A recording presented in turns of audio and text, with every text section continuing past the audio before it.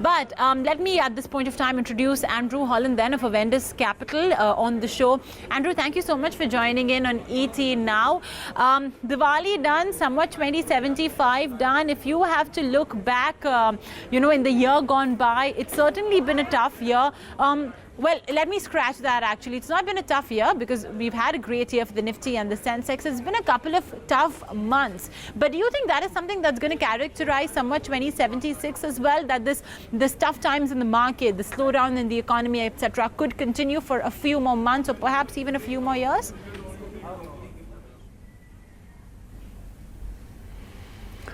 A few more years, no. I think we're not going to see a big kind of uptick in the economy. It's going to be slow and gradual. I mean, what could change that is obviously one of the pieces of the jigsaw we're still awaiting is a reduction in individual tax rates, and I think that comes through before the budget. Then that would be the extra kicker we need to get the consumption continuing from what we've just seen and what you just talked about. In terms of the Diwali sales. So, it's looking better.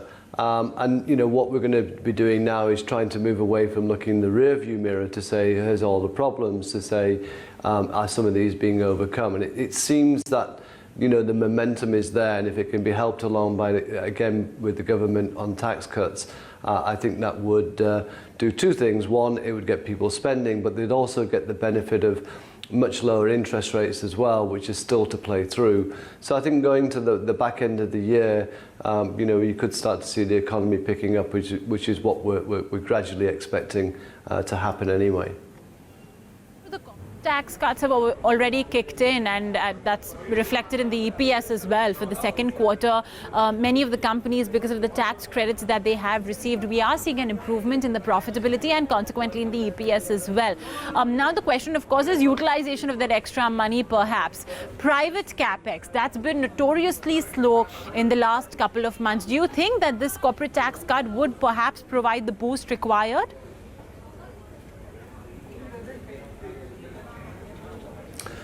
I don't think companies are going to be, running out and starting new capex just yet. I think they'll probably wait another 3 to 6 months to get the, to get the feeling that the economy is fully on the kind of rebound. And if that's the case, then I think you will start to see the private capex cycle pick up. It's probably been delayed by 1 to 2 quarters from where we thought it would be, at the beginning of the year. But obviously, the government's listened, it's doing some of the right things that we all like, but we're missing a few pieces of the jigsaw, as I mentioned, which would help boost consumption. The monsoon was good. So, all the kind of tailwinds that, you're getting from the global setup as well, I think will help our markets. But obviously, you're not going to see it overnight, but it is going to be more gradual.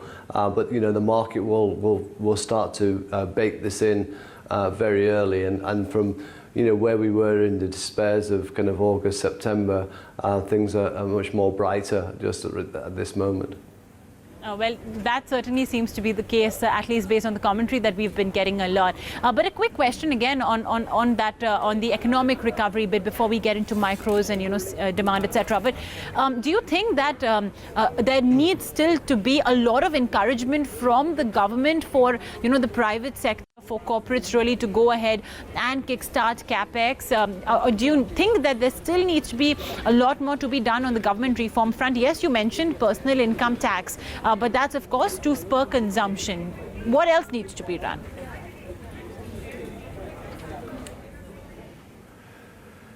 I think the corporate rate tax is a superb move, because it's not just going to help in the short term, but obviously over the longer term as well.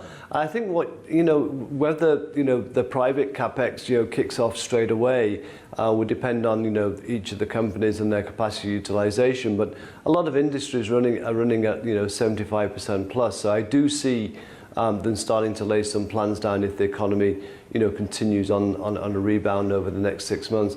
I think more interestingly is obviously attracting foreign direct investment into India.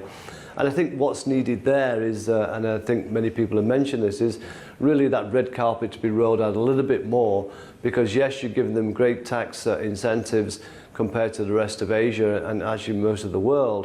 But that land acquisition, labour, reforms, I think just need to be kind of laid out a little bit more, and you'll see a lot of companies, I think, coming to India and putting down manufacturing facilities, because it will take away, some of their, problems between the US and China. And whichever trade deal we get from the US and China, let's be realistic here.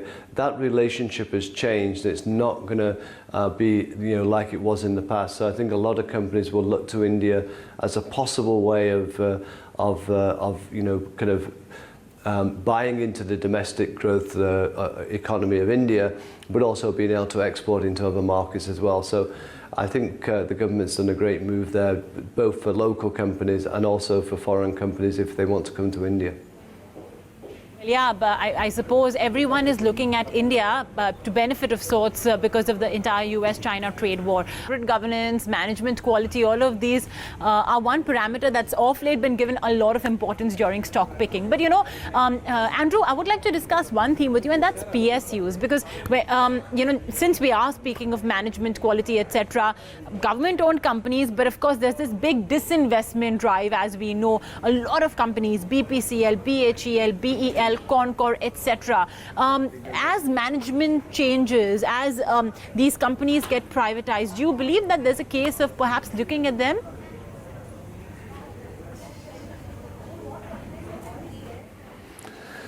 It depends how much they're privatized. I mean, if it's completely privatized in terms of the government own less than 51%, then that would be a great move. I still think there'll be always, in some of these sectors, sensitive sectors, there's always some kind of form of government intervention. But I think the divestment program, if it comes to fruit, which I think it will, I think will be another great catalyst for the market in terms of, we haven't seen a divestment program like this for many, many years now. I think that would be good news. I think where I kind of put my mind to is actually on the PSU banks, because that's going to be